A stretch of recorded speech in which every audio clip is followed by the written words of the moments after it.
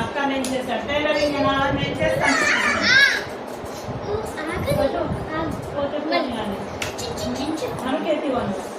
కొట్టకు నాన్న అట్లా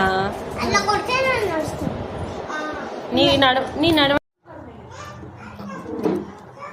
చూడండి చూడండి ఇప్పుడు ఎవరు పక్క ఉండదు. కొట్టకు నాన్న అట్లా అట్లా ఉంటే అది నడవలేదు పక్కన